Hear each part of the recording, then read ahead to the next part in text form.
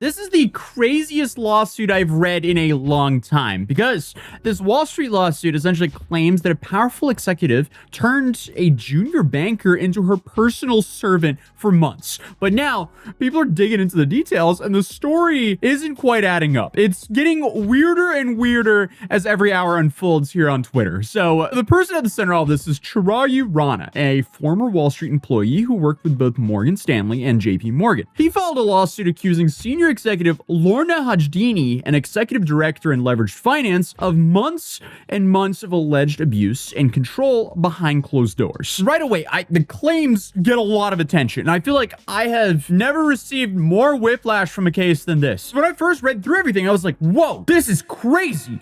But then suddenly the tides turned and everything got crazier. But it's safe to say, from the start, there was a lot of details here. They were very specific and horrifying, especially if you take it at face value. It looked like one of those cases that could genuinely blow up the inside of a major firm. The kind of story where people go, okay, even if half of that is true, this is a massive problem. And originally, this was filed as an anonymous person, but then people found out who was behind it, and people started digging into Rana, his timeline, and how the story actually came together. And now, this is where things are starting to turn, it seems like. But quick disclaimer, this is a lawsuit, so everything's alleged. There's no way that we can actually confirm anything here. All we can cover is what's currently unfolding on the internet. But regardless, it's one hell of a story. But apparently before this lawsuit was even filed, there was a very similar version of the story already out there on the internet. The only problem is there was just some very key details changed. So what did Chirayu Rana actually claim in the lawsuit? So according to the original filing,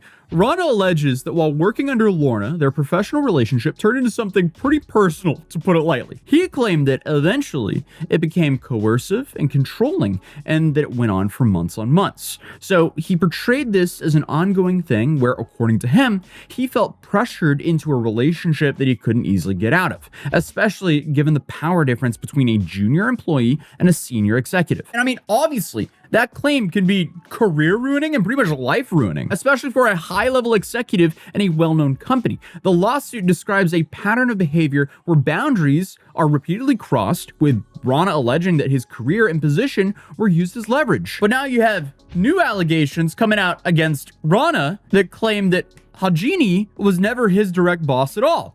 So apparently she didn't even have anything to do with his bonuses either. But I get how an executive could still have power over you even if you don't directly respond to them. It's just interesting to keep in mind that they didn't have a direct professional relationship. So the court documents have now been deleted, but in them, he claimed that Hajdini showed up to his house, demanding intercourse. Okay, but that's not even close to the worst of it. So at one point, the lawsuit claims Hajdini made a whole bunch of degrading remarks about his personal life and his relationships, and an alleged comment saying that she doesn't think that his wife has cannons like hers, which again, I mean, people zeroed in on that because how bizarre does that sound for a woman to say that? And there's also claims in the lawsuit about manipulation and the use of substances. And the way it's written, it's meant to feel detailed, because even if part of that was true, it would be a massive issue, not just for the people involved, but for the company itself. But again, everything hinges on if the story holds up or not. Meanwhile, Hajdini's team did release a statement saying they categorically deny all allegations, and she never engaged with any inappropriate conduct with this individual of any kind, and has never been to the location where the alleged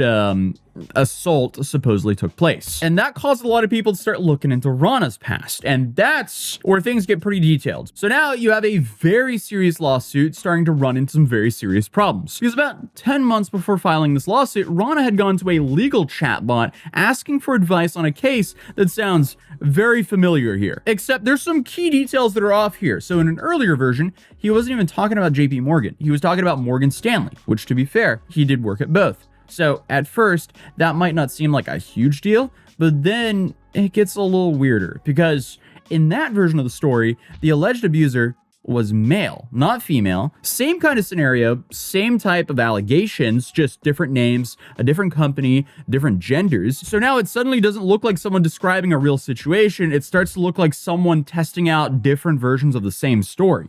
Almost kind of like if you were trying to see what would stick. And the similarities here are pretty obvious with how the dynamics being described, even some of the phrasing, and it all lines up with his lawsuit. So in that version, he describes a situation where a junior employee is pulled into a relationship with a senior figure at a major financial firm. Already sounding familiar, which is, the same thing that he hit Hajini with. But in the old one, he frames it as something that starts off professional, then becomes personal, and then eventually turns into a situation involving pressure, control, and power imbalance. So now you have two versions of a story, same structure and the same type of relationship, but the key details like the company and the gender of the person he's accusing are very different. So it kind of sounds like someone's testing different versions of the same scenario, almost like they were trying to figure out how to frame it. But regardless, his claims are insane. And if any of it's true, it's extremely alarming. But I have seen people say, well, just because you asked some lawyer for advice and changed some details doesn't mean it's made up. And maybe that's true, but it does look very strange for him. And this will definitely come out in any future lawsuits going forward. Because if it's confirmed that he actually made this entire lawsuit up, what was the end goal here? I guess to move up the company ladder, get a big payday, or write out the weirdest fan fiction ever, or maybe just call his wife a whole bunch of slurs. I don't know, but it was also revealed that before he made all this public in a lawsuit, last May, he submitted an internal complaint where he tried to have the company settle with him for millions of dollars. So, that could answer some things. But obviously, the internet did its thing and they found a property of his worth $1.7 million. But yeah, I guess shooters shoot. Obviously, that's messed up if this is all not made up. But unfortunately for him, instead of sounding like something that's pulled from real conversations, some of his claims just read almost overwritten, like they were designed to sound shocking, which again, doesn't prove anything by itself, but when you pair that with the chatbot version, it just doesn't look too good for him. Lawsuits like this live and die on credibility. So it's not always about what's being claimed, it's about whether the person making these claims can be seen as consistent, reliable, and believable over time. The defense is absolutely going to point to the earlier chatbot prompt and say, why does the same scenario exist months earlier with different details? And they'll probably argue that the story isn't even stable, and even if there were real events behind all this, and again, it's looking a little doubtful right now, so that might be a no. But if a court determines that the claims were knowingly false or misleading, that could open the door for some serious consequences for the guy, like dismissal of the case, financial penalties, or even countersuits. And personally, I'm thinking a countersuit is very likely if this is fake. I don't know what world he would be in to not get sued for making stuff like this up if it comes back that none of this was real. But another reason why